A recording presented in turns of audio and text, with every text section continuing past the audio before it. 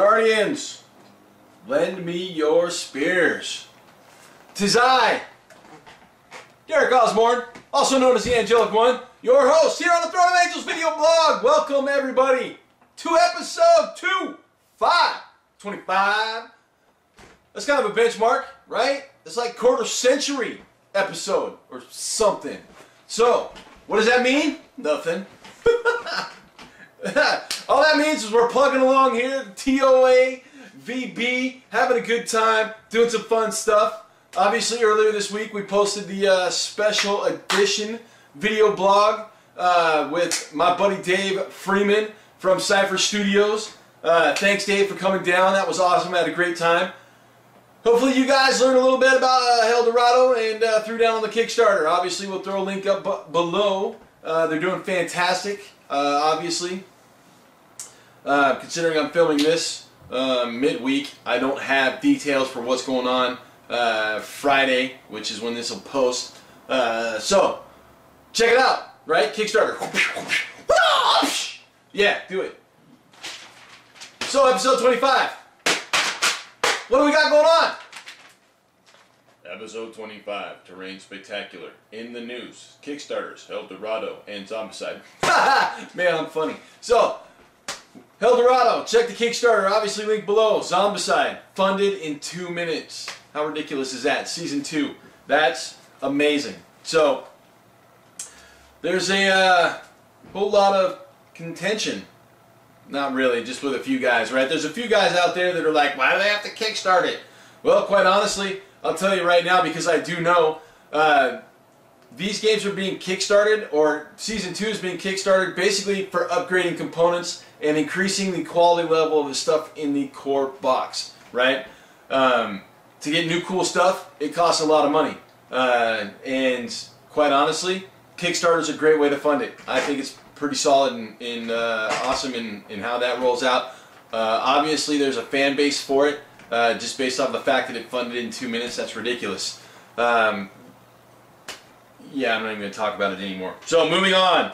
Dorado giveaway, right? So, for those of you that saw it, I have a nice, shiny Dorado book signed by Dave and Kai of Cypher Studios, development staff, and the CEO and CFO and COO and the double CEO and the OCW and all that other fun stuff. That's going to be given away next episode. So once that Kickstarter finishes and is complete, and I have all of the entries thrown into a hat from that last episode, I'll pull one out and I'll ship the book off. And so that's awesome. I love that.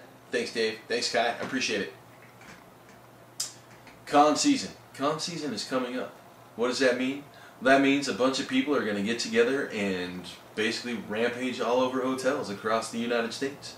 Having fun, playing games, getting drunk, doing stupid things, playing more games, getting more drunk, having more fun, doing more stupid things. Ah! So, con season! Man, I've got a lot of them to go to this year. I think I'm making nine cons. Some of them industry cons. Some of them everybody cons. Next up for me, Gamma. Right, I went to Emerald City Comic Con here last weekend. First time I've been to a con as an attendee ever. Seriously, as an attendee. It's the first time I've ever gone to a convention to go solely for nothing other than just kind of checking one out. I'll be honest with you, I had no idea what to do. And I got kind of bored because I was not working or demoing or volunteering or something. So it was really odd. It was cool. Had a good time. Saw some friends. Talked to some awesome artists. Set a couple of things up for work. So I ended up working anyways. Next up, Gamma. I'll be at Gamma. Going to Gamma. Got some meetings squared away with some cool dudes. I'll be hanging out with Mike McVeigh. He's actually my roommate. How odd is that, right? I feel bad for the guy. No, really, I do. Because I don't snore or, like, well, I get up early and I work out. That's about it. But, yeah, excited for that because I love Mike. He's a fantastic guy. Looking forward to it. Following Gamma, I have Adapticon and CMON Expo and Gen Con and ACD Games Day, which is actually between Gamma and Adapticon. And then There's a couple others, obviously, that I'm not remembering. But con season, what does it mean for you guys? Who's going, right? Who wants to hook up and hang out? If I can find the time and break away. If you guys want to come see me, obviously, Gen Con, I'll be at the CMON booth the whole time. Come and hang out. I'll put you to work. Project Johan and Project Core. Well, right now, I haven't done anything for either one of them. Why? Because I'm painting a Zombicide box for my boy Travis. And man, is that time consuming. Holy cow. So I've got Zombicide and Abomination pack for my buddy Travis. It was a, I don't want to call it a gift because he actually built my new computer for me and he hooked me up and man, did he take care of me. That thing is a screaming beast of a machine. Travis, I love you. Thank you very much. By the time I'm done painting this Zombicide box and Abomination kit, I'm going to hate you. So enjoy the love while you have it. So what that means is Project Johan is sitting right here on my desk, all primed and waiting and ready to go. Project Core. I think I have found somebody to take over Project Core. I also think that I have found possibly a co-host, a new one. So announcements on those two things coming. Project Core guy is actually on his way over here now, maybe to work out details. So if I can get that squared away, we'll talk about it in episode 26. Since episode 25 is a train spectacular, what are we looking at? We're looking at some pretty cool stuff. Right here I've got the Spanish Main Series sloop. This is the Bermuda Sloop by the Miniature Building Authority. There you can see it. In the box. Obviously I pull it out of the box. We'll take a look at it. It's pretty flipping cool. Got a couple of pieces by Thomarillion. We've got the silo and the experimental laboratory. Those are white resin. We'll take a look at those. A couple of terrain kits from Cybor Monstrous Miniatures. I've got the Lion terrain kit. I believe it's the Lion. Yeah. So the Lion Ruins terrain kit. And then I also have the Templar Ruins terrain kit. This one's so big it actually came in a plastic bag versus a plastic blister. Excited to tear into those and take a look. Obviously we'll be using those at Project Build a Battle Board or whatever the hell we end up calling that one as we roll out of Johan and Core into project board building. I've hit the bottom of my list, so that means it's time to get rolling. Let's get it done!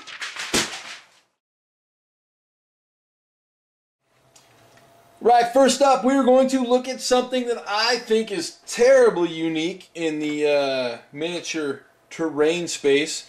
This is the Bermuda Sloop by the Miniature Building Authority. I was on the phone with Kirk a couple months back and he was like, dude, you have way too much fun when you're doing your video thing. And I was like, ah, man, it's all about having fun. He's like, I got something to send you.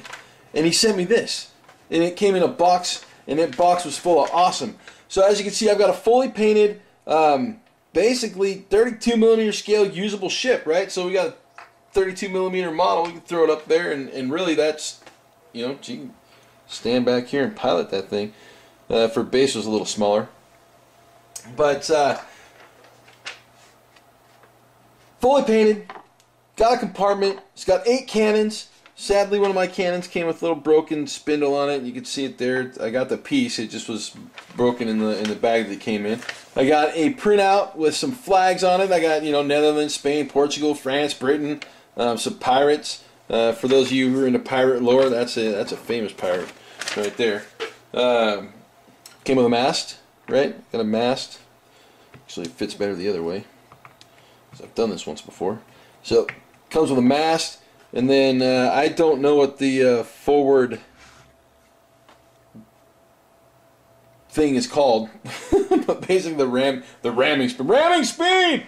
So I have now got a fully operational battle station, ready to roll, or float, or sail, or whatever it is.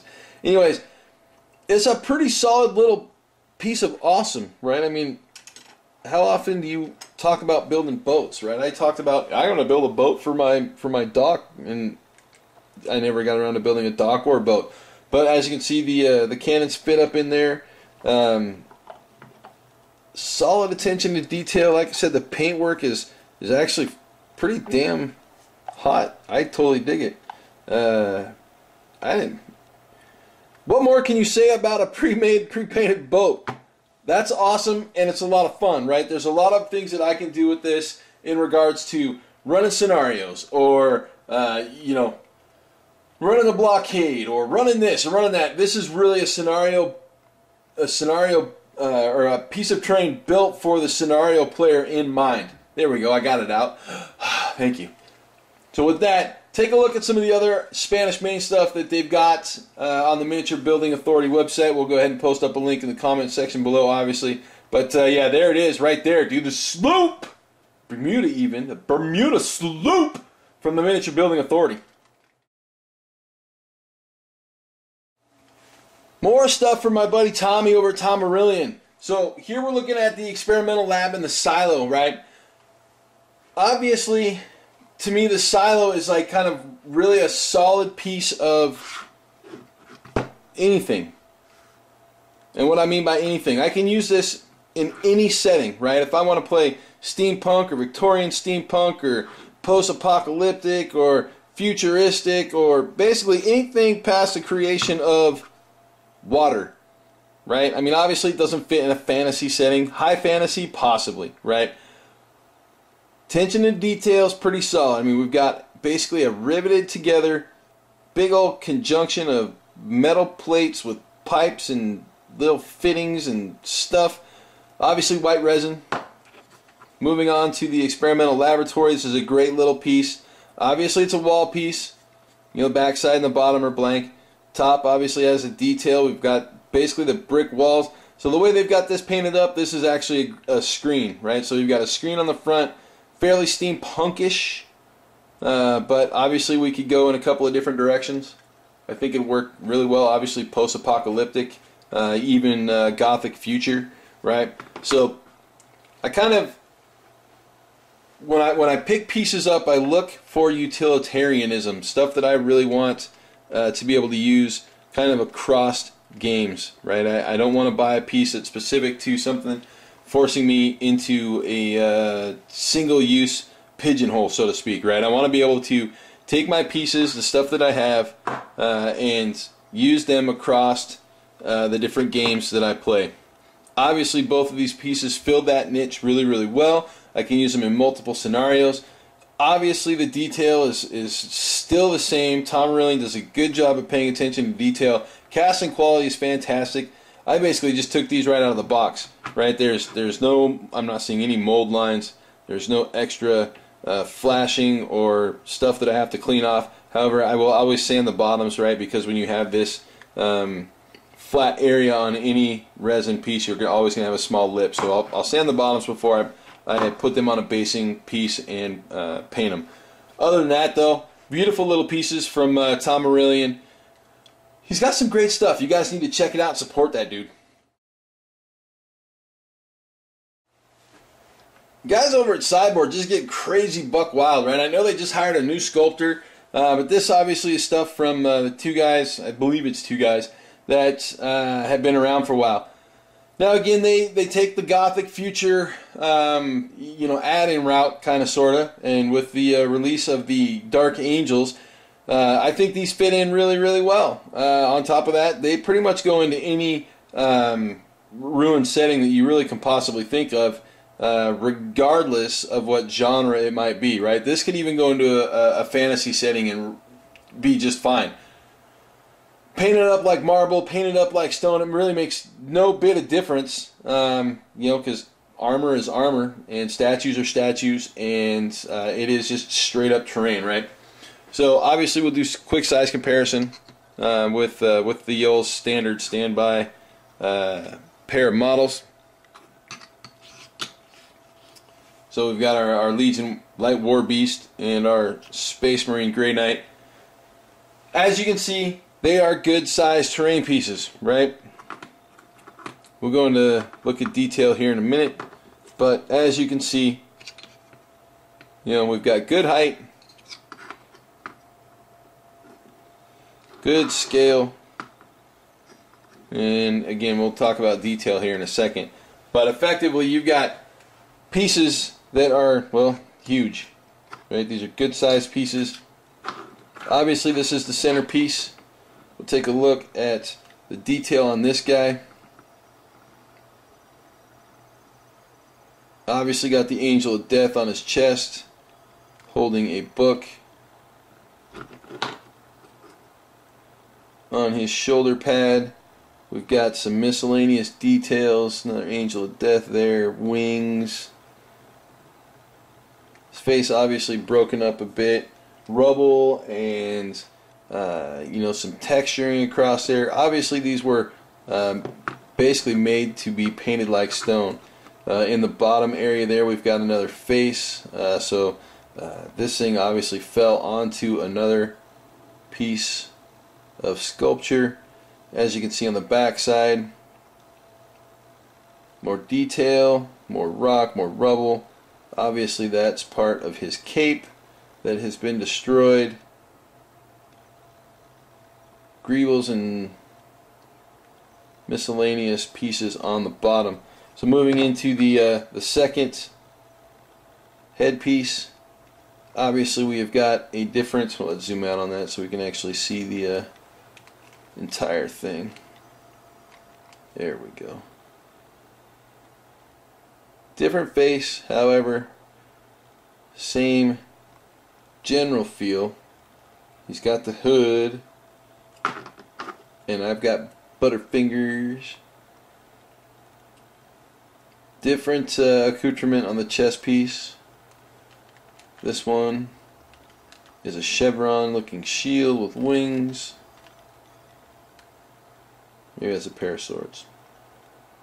Looking through this viewfinder, sometimes not always clear. But as you can see, the attention to detail is pretty solid. Backside of this, boom! What's up? Lion head, right? Another Angel of Death right there. Basically, it's a wall piece. Everything's better with skulls. We all know that, right? And again, another lion head. This is the smallest of the three pieces. And there's the backside to that. So ultimately, we've got a Lion's Ruin kit. Because we all know who Lion L. Johnson happens to be. Anyways, this kit obviously fits in my opinion, any genre you care to throw it in. 4 pieces, really simple, from the guys at Cyborg. I picked my stuff up at CMON. But you can probably get it at any local store who happens to carry the line. Go look for it. Enjoy it. Up next and last, the Templar Kit from Cyborg. And for today's final set, another 4-piece terrain set from Cyborg. This is the Templar Ruins. Ruins. Templar Ruins. Well, we have to zoom out a little bit to get those guys into scope. So, how about if we do this? We'll push this back, push that back. We'll put him there. Move that forward a little bit. We'll put him there. Alright, there you go. Scale, as you can see, this kit actually is a bit larger than the Lion's kit. It's taller and broader. Well, broader. I guess broader will work. Broader by scope. The simple fact of the matter is it's just more to it, right? This came in a large plastic bag instead of a plastic blister like normal. As you can see, quite a bit taller, really on all fronts, all the way around. So let's take a look at the detail, because I think this kit might possibly be one of my favorites, if not the favorite, coming out of Cyborg. So we'll look at each piece in its individuality. We'll just look at each piece by itself. Here, that works. I'm having some English issues today. I don't know what the deal is. Damn it, Bobby. Alright, as you can see, we are once again into a hooded grumpy dude. Why are they always grumpy? It's like they fight all the time or something.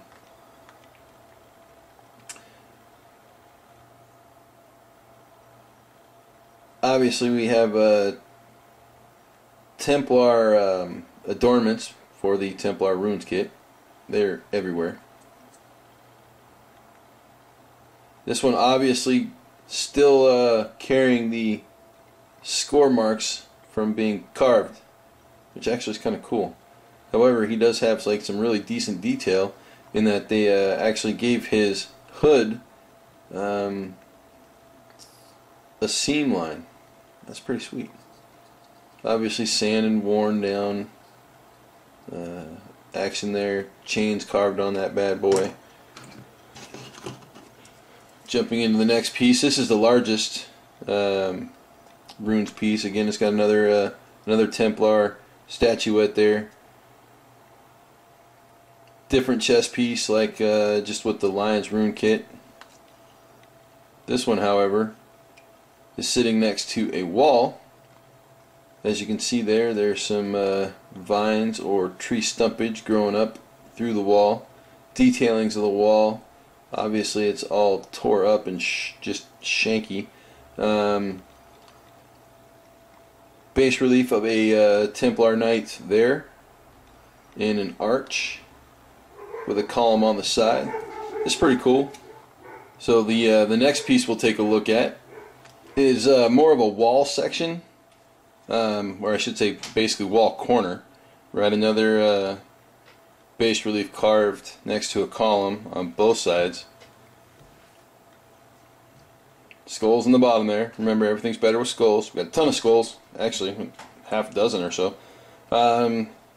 Good detailing in the bottom, or the final base of this. So I really actually dig this entire set. Like I said, it's probably one of my favorites. And this last final piece is one of the major reasons as to why. This is basically a big bot, right? It has enough detail to it that it can be, well, for any number of different lines, quite honestly. You can play Gothic Future, you can play Steampunk Fantasy, you can play Post-Apocalyptic. It don't matter. This thing fits pretty much in any of the futuristic sets, right? You could even put it into a fantasy set and make it super rusty and, you know, pretty much give it any explanation as you want to, right? Golem is a golem is a golem. Simple details, right? You've got chains, obviously you've got Templar adornments, simple stuff in the base. So good looking piece. Now all around, like I said, four pieces total. Zoom out here so we can get a final look at it. But again, 4 pieces total to the Templar Ruins kit. New message from tweet. I got a tweet. Y'all hear that? I got a new phone, so no more Optimus Prime. I'll have to probably change that. But I don't think it'll make any difference anyway, since it talks to me and tells me where my messages come from. Anyways, back to this, right? 4 pieces. Large. As we can see, it's just a big set of terrain. This is Templar Ruins from Cyborg Monstrous Miniatures. Again, I got mine at Simon. I do know that they are hitting the local stores, so go take a look, pick one up. so yeah, cuts and edits and all that fun stuff. Because sometimes, you know, the train of thought, it leaves the station and I just sit kind of fumbling over my own words and have no idea what I'm saying. Sometimes it is really difficult to do this all in one take. So sometimes you guys get edits. And that's what just happened. You got an edit. Deal with it. I don't care if you don't like it. Actually, I do. But it is what it is, right? It is what it is. So, moving forward, right? Episode 26, we're going to jump back into Project Johann. Hopefully, I will have this zombicide mess finished, right? I mean, God, there's a lot of zombies to paint in that thing. It's just ridiculous. Over 100 zombies, like, you know, a dozen survivors. Dude, it's painful, right? It hurts. I mean, that's a lot of painting. Again, like I said, we looked at some cool terrain. We got some more coming up when we roll into a new project blog. I've got plenty of things to look at. If there are some specifics that you guys would like to see, obviously let me know. I have been collecting models for a project that I'm doing that's a game that I actually don't feature or focus, you know, Grey Knights. But I might do something, maybe show some paintwork or something, demons.